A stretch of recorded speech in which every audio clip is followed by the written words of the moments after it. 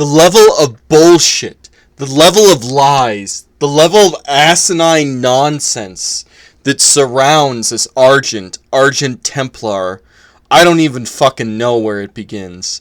It's like some deep, cryptic, esoteric knowledge to try and, like, decipher his bullshit. Regardless, the picture that I have up now, this is a picture of Argent, or Argente Templar, or Argento.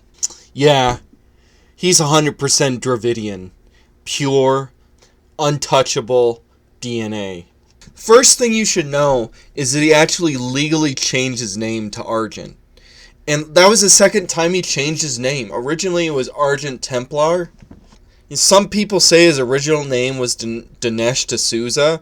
You see, actually, in his videos when he appears to have white hands, he actually spray paints them before he makes the video. He spray paints them white because he just lusts after the higher level of the caste system. He wants to be a pure Aryan. I mean, he's on dating sites clicking white on them instead of East Indian. And then he flirts with girls and says, give boob, give vagine.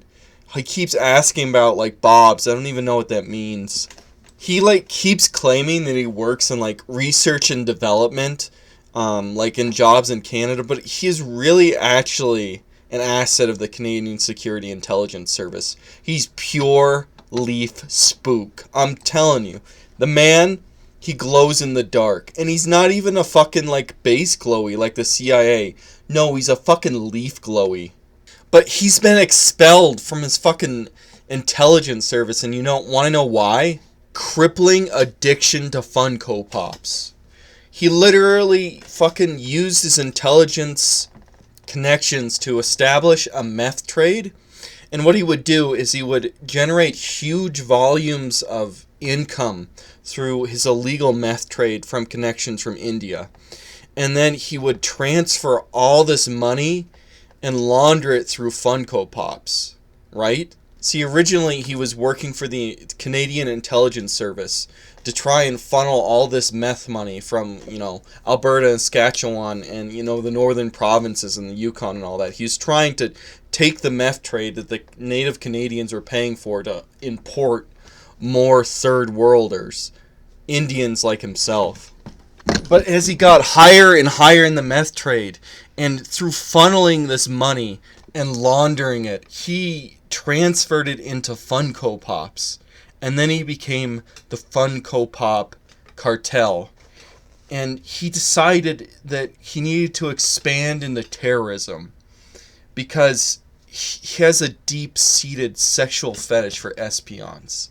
I don't even know where to begin with this fetish. Like, I went to his house, and there's this jar after jar after jar of little espion toys and Pokemon cards covered in cum.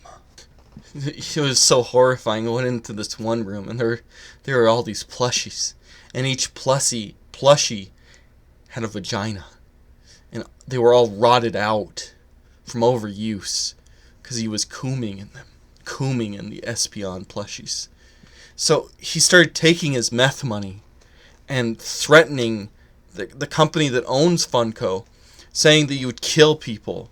He would bomb them if they refused to make espion Funko Pops. I mean, like, most of all those, like, Muslim terror attacks in the last few decades, they've actually been Argent bombing people using fake Muslim names because he's a devout Hindu.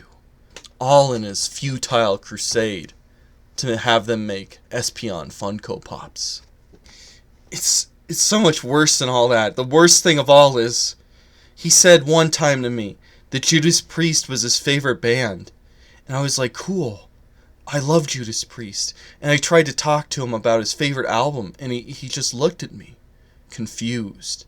I talked to him about Painkiller and Sin After Sin and Screaming for Vengeance, and he had no idea what he was talking about. And worse yet, he doesn't even own Rain. It's just a cat that he rents. Rain is really a rent-a-cat. All I'm saying, man, is stay away from this Dinesh D'Souza guy that masquerades as a white man called Argent.